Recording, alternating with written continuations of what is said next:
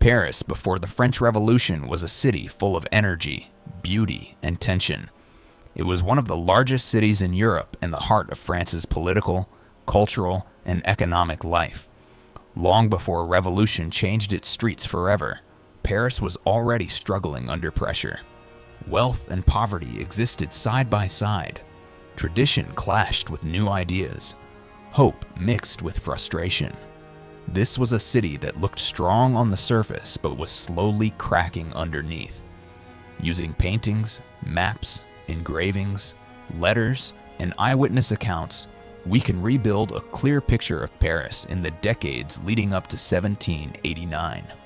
These records allow us to walk its streets again, hear its sounds, and understand what daily life felt like for the people who lived there, most of whom had no idea how close they were to a complete transformation. Imagine approaching Paris from the countryside.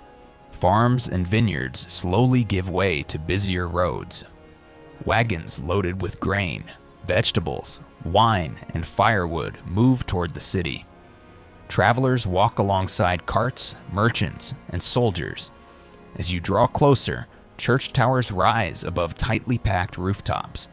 Smoke hangs over the skyline. The noise of the city grows louder with every step. Paris is surrounded by walls, not just for defense, but to control trade and collect taxes. At the city gates, guards stop every cart and charge fees on food and goods entering the city. Farmers wait in long lines.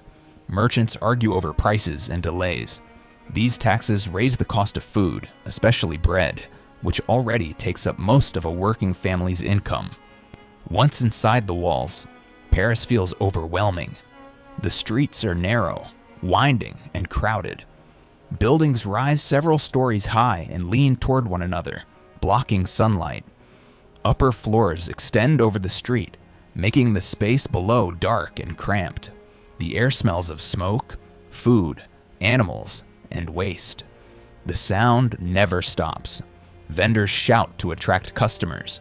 Horses and carts clatter over uneven stone roads. Church bells ring constantly, marking hours, prayers, and special events. Carriages push through pedestrians, forcing people against walls. Children weave through crowds. Paris is always moving, always loud, always alive. Markets dominate daily life. Food is the main concern for most Parisians, and markets appear everywhere, along streets, near churches, and beside bridges. Stalls overflow with bread, vegetables, meat, fish, cheese, eggs, and wine. Fish from the Seine arrives early each morning. Butchers display meat openly. Bakers sell loaves made through the night. Bread is the most important food of all. For ordinary people, bread is survival. A family may spend half or more of its income just to buy bread. When bread is cheap, the city is calm. When bread prices rise, fear and anger spread quickly. Shortages lead to long lines, shouting, and sometimes violence. Bakers are closely watched by authorities because bread shortages can spark riots. Rumors spread fast. A single bad harvest, poor delivery, or tax increase can throw entire neighborhoods into panic. The River Seine is the lifeline of Paris. Boats crowd its surface, carrying food, firewood, stone, and goods from across France. Workers unload cargo along the riverbanks. Bridges cross the water, packed with houses, shops, and traffic. The river connects Paris to the countryside and the wider world. Paris is also a city of work and trades. Entire streets are dedicated to specific crafts. Tailors sew clothing. Shoemakers cut leather. Printers operate presses. Metalworkers hammer tools. Carpenters shape wood. Most workshops are small and attached to homes. Apprentices begin young, often in their early teens. They work long hours for little pay, learning skills from masters. Advancement is slow and uncertain. Many apprentices never become masters themselves. Guilds control most trades. They set rules, control membership, and limit competition. Guilds provide stability, but they also block opportunity. If you are poor, foreign-born, or lack connections, moving up is nearly impossible.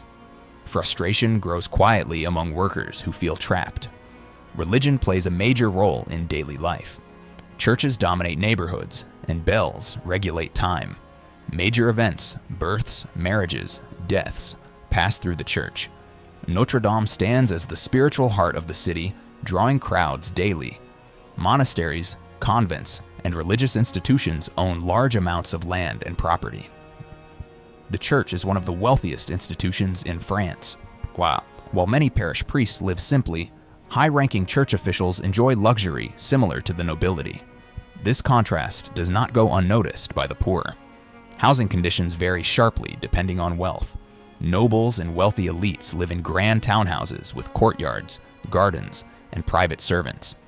These homes are spacious, clean, and decorated with fine furniture, artwork, and imported goods. Ordinary Parisians live very differently.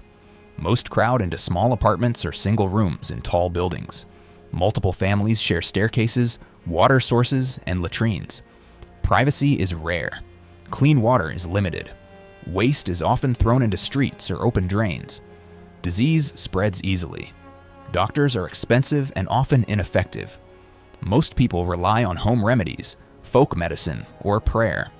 Life expectancy is low, especially for the poor. Child mortality is high. Despite hardship, Paris is full of social life. Taverns, wine shops, and cafes fill the streets. These places are not just for drinking, they are centers of conversation. News spreads quickly here. Complaints are shared openly. Gossip moves faster than official announcements. Cafes become especially important in the late 1700s. Writers, thinkers, merchants, and workers gather to talk politics, philosophy, and daily problems. Ideas about equality, rights, and government spread quietly. Even when speaking openly is dangerous, people listen closely. Printing plays a growing role in Paris. Pamphlets, newspapers, and books circulate new ideas. Many writings criticize corruption, privilege, and injustice. Authorities try to control printing, but ideas are difficult to stop once they spread. Education and literacy are improving, though still limited. More people can read than ever before. This allows new ideas to reach wider audiences. Words become powerful tools. Paris is also a city of spectacle. Royal ceremonies, religious festivals, military parades, and public executions draw large crowds. Executions are meant to enforce order, but they often create sympathy for the condemned and anger toward authorities. Law enforcement exists, but trust is low. Police watch neighborhoods and monitor dissent. Justice is uneven. Nobles receive lighter punishments. The poor face harsh penalties for small crimes. This inequality fuels resentment. Taxes weigh heavily on ordinary people. Peasants and workers pay most of the burden. Nobles and clergy enjoy exemptions. Many Parisians struggle to survive while watching wealth flow upward. Though the royal court is based at Versailles, its influence is everywhere. Decisions made far from Paris affect daily life inside the city. When money is spent on luxury while people go hungry, anger grows. Paris continues to grow rapidly in the years before the revolution.